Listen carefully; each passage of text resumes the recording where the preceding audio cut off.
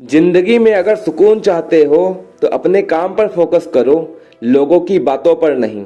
हर बड़ा इंसान आपकी तरह एक साधारण इंसान होता है। वो कहीं से अलग से बनकर नहीं आया होता है, या फिर भगवान ने उसे कुछ अलग से देकर नहीं भेजा होता है। उसे बस आपसे एक चीज अलग बनाती है, और वो है उसका टारगेट फिक्स करने का तरीका, जो उसका अलग होता है। उसकी सोच एक्स्ट्रा ऑर्डिनरी होती है। वो अपना टारगेट फिक्स करके उसके हिसाब से अपनी सोच को आगे बढ़ाता है। वो अपने टारगेट को पाने के लिए अलग अलग रास्ते खोजता है। उसका माइंड आपकी तरह अनस्टेबल नहीं होता है, जो हर 8 सेकंड में बदल जाता है। आप अपनी ज़िंदगी में क्या करना चाहते हैं, ये आप फिक्स ही नहीं कर पाते हैं। और ये सब क्यों होता है? वो इसलिए होता है क्योंकि आप इसके बारे में कभी पूरी तरह से सोचते ही नहीं हैं, और अगर सोचते भी हैं तो उसको पूरा करने में आने वाले प्रॉब्लम्स के बारे में सोचकर पीछे हट जाते हैं।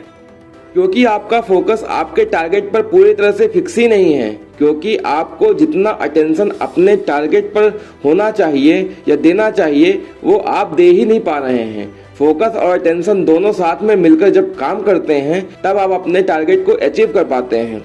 हर किसी ने महाभारत में अर्जुन और मछली की आंख वाली कहानी जरूर सुनी होगी। उसमें अर्जुन ने मछली की आंख में तीर लगाया था और बाकी कोई नहीं लगा पाया था, क्योंकि उनका सारा फोकस सिर्फ और सिर्फ अपने टारगेट मतलब मछली की आंख पर होता है। उन्होंने बाकी चीज़ों पर ध्यान ही नहीं दिया कि मछली कितनी दूर है, हवा किस ओर चल रही है, मैं नीचे देखकर कैसे ऊपर तीर लगा पाऊंगा कि नहीं लगा पाऊंगा। उन्होंने सिर्फ मछली की आंख को फिक्स किया और अपने माइंड में और तीर को चला दिया जो मछली की आंख पर लगा। मतलब उनका टारगेट फिक्स था, जिस पर उन्होंने अपना फोकस और टेंशन दोनों ही फिक्स रखा और टारगेट को अचीव किया।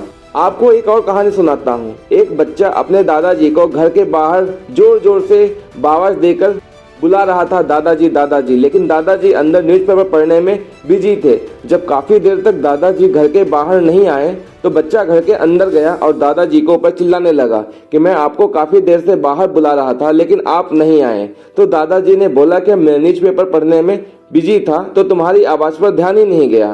तो बच्चे ने पूछा कि ऐसा भी क्या पढ़ रहे थे कि ध्यान ही नहीं गया, कि मैं इतनी तेज से चिल्ला रहा था कि आपको मेरी आवाज़ ही नहीं सुनाई दी। तो दादाजी ने उसे समझाने के लिए उसे सुई में धागा डालने के लिए सुई धागा दे दिया और बोले कि इस सुई में धागा डालो, फिर बाहर चलकर तुम्हारे साथ मैं खेलूंगा। बच्चे ने जल्दी जल्दी में सुई में धागा डालने की कोशिश की, लेकिन वो जितनी बार सुई में धागा डालने की कोशिश करता, हर बार धागा सुई में नहीं जा पाता था। उसको लगा कि वो अब सुई में धागा नहीं डाल पाएगा, इसलिए वो गुस्सा कर सुई धागा को नीचे रख देता है और परेशान होकर दादाजी से बोला कि ये काम मैं अब नहीं कर पाऊंगा, मैं सुई में धागा नहीं डाल पाऊंगा। फिर दादाजी ने उसे प्यार से बोला, एक बार गहरी सांस लो और आराम से सुई में धागा डालो, चला जाएगा। फिर बच्चे ने गहरी सांस ली और आराम से पूरे ध्यान से सुई में धागा डाला और सुई में धागा चला भी गया। बच्चा बहुत खुश हुआ। उसने देखा उसके दादाजी वहाँ पर नहीं थे। वो खुशी खुशी बाहर आया और दादाजी को सुई में धागा देकर बोला कि देखिए दादाजी, मैंने सुई में धागा डाल दिया है। और खुशी खुशी से पूछा कि दादाजी, जब मैं सुई में धागा पहले डाल रहा था तो मेरे सुई में धागा नहीं जा रहा था, लेकिन जब आपने आराम से करने के लिए बोला तो सुई में धागा कैसे चला गया? तो दादाजी ने बोला कि जब तुम्हारा ध्यान मेरे साथ घर के बाहर जाके खेलने पर था तब तुम सुई में धागा नहीं डाल पा रहे थे, लेकिन जब तुमने आराम से पूरा फोकस सुई में धागा डालने के लिए किया तब धागा आराम से चला गया। जब आप किसी काम को ध्यान से करते हो तभी वो काम सक्सेस हो पाता है और आसपास क्या हो रहा है पता भी नहीं चल पाता है। जैसे जब तुम सुई में आराम से धागा डाल रहे थे, मैं घर के बाहर चला आया और तुम्हें पता भी नहीं चला। और वैसे ठीक उसी प्रकार जब मैं न्यूज़पेपर पढ़ रहा था और तुमने जोर जोर से चिल्लाया तो मुझे सुनाई नहीं दिया कि तुम क्या बोल रहे हो। तो इस कहानी से आपको ये समझना चाहिए कि कोई भी काम सिर्फ इच्छा से नहीं होता है, बल्कि फोकस और अटेंशन भी चाहिए होता है। आपको अपने फोकस और अटेंशन को कैसे बढ़ाना है, आइए मैं आपको उसके बारे में बताता हूँ। आपको सबसे पहले अपने दिमाग को स्ट्रांग करना होगा। स्ट्रांग कैसे होगा? मेडिटेशन से। मेडिटेशन करने का मतलब ये होता है कि आप कहीं भी किसी भी चीज़ को, कोई भी काम जब आप करें तो कंसंट्रेशन के साथ करें। जैसे अगर आप कहीं एक जगह बैठ के आँख बंद करके अपनी सांस पर सिर्फ फोकस करें कि मैं सांस कैसे ले रहा हूं और उस सांस कैसे चल रही है मेरी, सिर्फ उस पर कंसंट्रेशन करेंगे तो आपका दिमाग जो होगा थोड़ा थोड़ा एक्टिव होने लगेगा। जो आपके अंदर कंसंट्रेशन की कमी होगी वो धीरे धीरे दूर हो जाएगी, जिससे आपका दिमाग कंसंट्रेट करने लगेगा। आप इजली किसी भी काम करने के लिए एक्टिव रहेंगे हर टाइम पे, और जो भी काम करेंगे आप फुल माइंड फुल एफर्ट्स के साथ उसको कर पाएंगे। जैसे अगर आप कहीं बर्तन धो रहे हैं तो बर्तन में पानी कैसे गिर रहा है, साबुन कैसे उठ रहा है, वो आप तभी ध्यान दे पाएंगे जब उस बर्तन धोने टाइम पे आपका दिमाग उस सारा बर्तन धोने पे होगा, ना कि कहीं आप बर्तन धो रहे हैं और आपका दिमाग कहीं और पे होगा, तो बर्तन भी अच्छे से नहीं धुलेगा और आपका दिमाग भी काम फोकस नहीं हो पाएगा। तो आपको अपना मेडिटेशन करना है। मेडिटेशन से आपका जो दिमाग होगा मेंटली स्ट्रांग होगा, जिससे आपका जो टारगेट जो आपका काम होगा उस पर आपको फोकस करने में आसानी होगी। कोई भी काम करें, चाहे आप टीवी देखें, चाहे आप ब्रश कर रहे हो, चाहे आप नहा रहे हो, चाहे आप पढ़ाई कर रहे हो, कुछ भी, अगर किसी भी काम को करने के टाइम पे अगर आपने फुल फोकस दिया है तभी आपका दिमाग उस चीज़ को एक्सेप्ट कर पाएगा, उस चीज़ को आपको समझ में आ पाएगा। दूसरी बात, अगर काम के बीच अगर आप लगातार काम कर रहे हैं या लगातार पढ़ाई कर रहे हैं तो आपको छोटा छोटा ब्रेक जरूर लेना चाहिए, क्योंकि अगर लगातार आप एक ही चीज़ पढ़ते रहेंगे तो आप बोर हो जाएंगे, आपका दिमाग उस कंसंट्रेशन के साथ नहीं एक्टिव रह पाएगा। क्योंकि लगातार किसी चीज़ को आप करते रहेंगे तो आपका दिमाग थक जाएगा। तो उस दिमाग को थकाना नहीं, बल्कि उस दिमाग को एनर्जेटिक हमेशा रखना है।